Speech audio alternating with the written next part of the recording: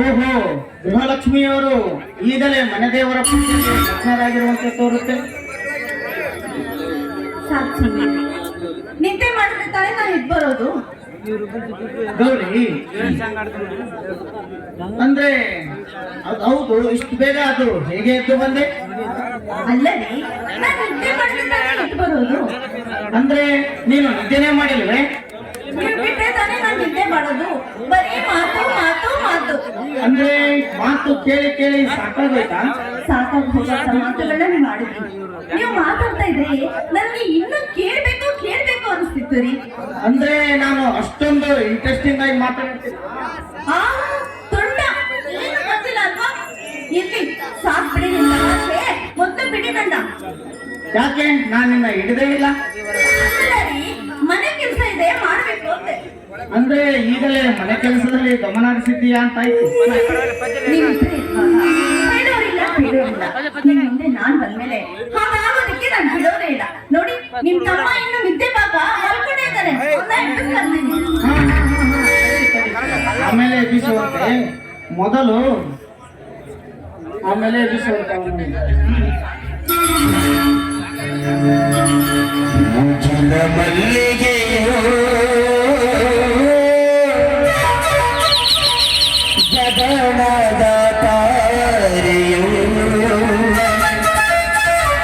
ನಿನ್ನ ಸ್ನೇಹ ನಿನ್ನ ಪ್ರೇಮ ಕನಸಿನ ಸಿರಿಯೋ ಕನಸಿನ ಸಿರಿಯೋ ಮುಗಿಲ ಮಲ್ಲಿಗೆಯೋ ಜಗಣದ ತಾರೆಯೋ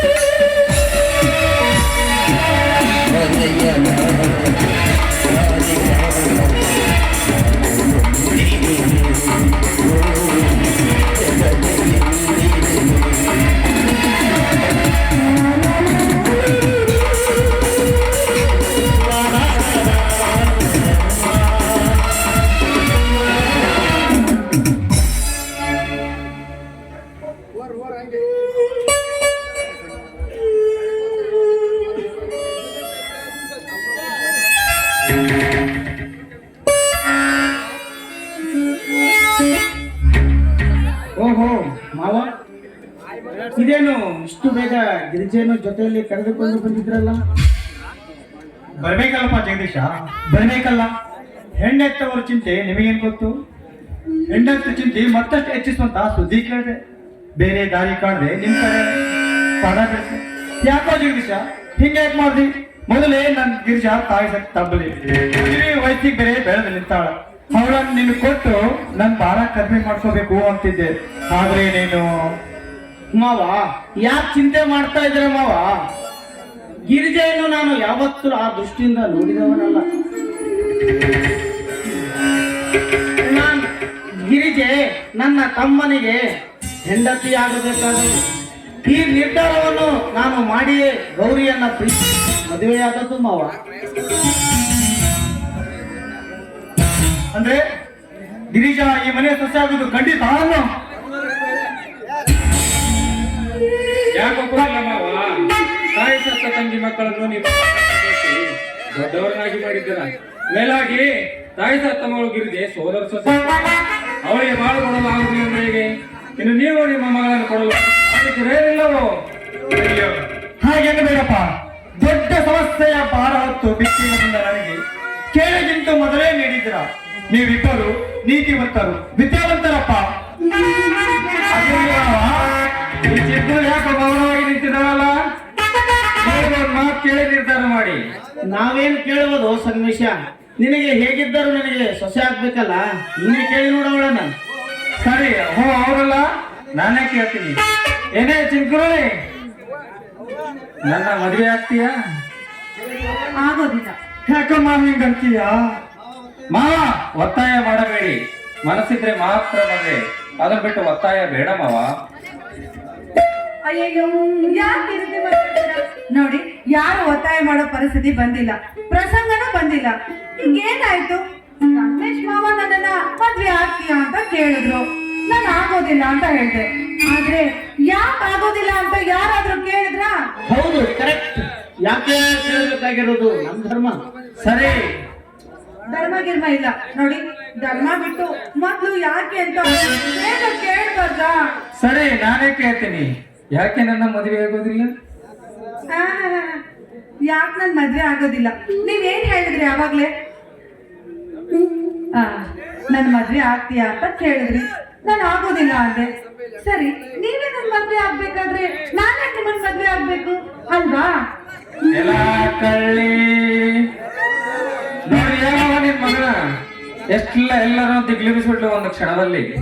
ಅಯ್ಯೋ, ನಾನು ಬಹಳ ಹೆದರಿದ್ನಪ್ಪ. ಎಷ್ಟೇ ಆಗ್ಲಿ ಆಕೆ ನಿಮ್ಮ ಸೊಸೆ ನೋಡು, ನಿಮ್ಮಷ್ಟೇ ಬುದ್ಧಿವಂತಿಕೆ ಅವಳಿಗೂ ಇದೆ. ತಡಿ, ಅವಳಿಗೆ ಮಾಡ್ತೇನೆ. ಮೊದಲು ನಿನ್ನ ಹತ್ತಿಗೆಗೆ ಹೇಳು, ಮಾವ ಬಂದಿದ್ದಾರೆ ಬಾ ಅಂತ ಹೇಳು. ಅದೆಲ್ಲಿ ಜಗದೀಶ? ಹಾಗಾದ್ರೆ ನೀನು ದೊಡ್ಡ ಸಾಹಸನೇ ಮಾಡಿದೀಯಾ. ಮೊದಲೇ ಆ ದುರಂಕಾರಿ ಗೌಡ ಮುಂದೆ ನಿನಗೇನಾದ್ರೂ ತೊಂದರೆ ಮಾಡಿದ್ರೆ?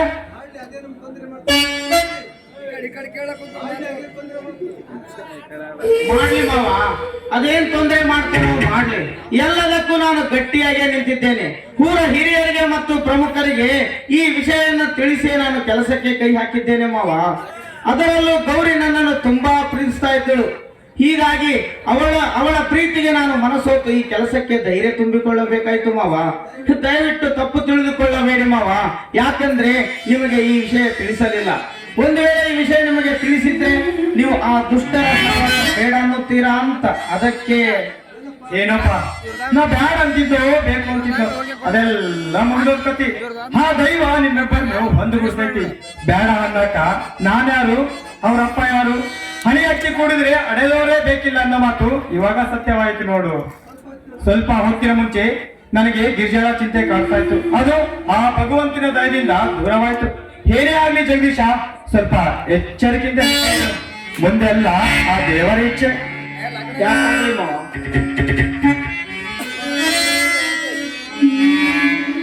ಅಪ್ಪಾಜಿ, ಆಶೀರ್ವಾದ ಮಾಡಿ. ಏನಮ್ಮ, ನಾನೇ ಮಕ್ಕಳೇ.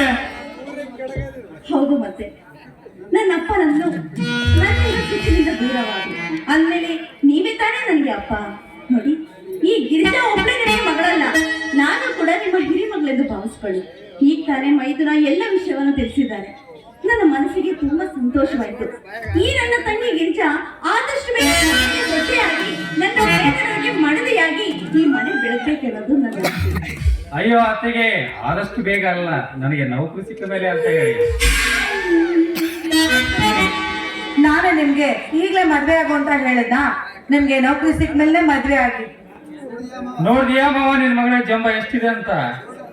ನೋಡ್ರಪ್ಪ, ಈ ವಿಷಯದಾಗ ನನ್ನನ್ನು ಬಲಿಪಶ ಮಾಡಬೇಡ್ರಿ. ಯಾಕೆಂದ್ರೆ ಆಕೆ ನಿಮ್ ಹೆಂಡತಿ ಆಗೋಳು. ಎಷ್ಟಾಗ್ಲಿ ಅವ್ರ ಜಂಬ ಮುರಿಯೋ ಕೆಲಸ ನಿಂದು ಅಲ್ವೇನೋ ಜಗದೀಶ? ಹೌದೌದು ಮಾವ, ಈ ಶುಭ ಸಂದರ್ಭದಲ್ಲಿ ಎಲ್ಲರೂ ಸೇರಿ ಸಿಹಿ ಊಟ ಮಾಡೋಣ, ನಡೀರಿ.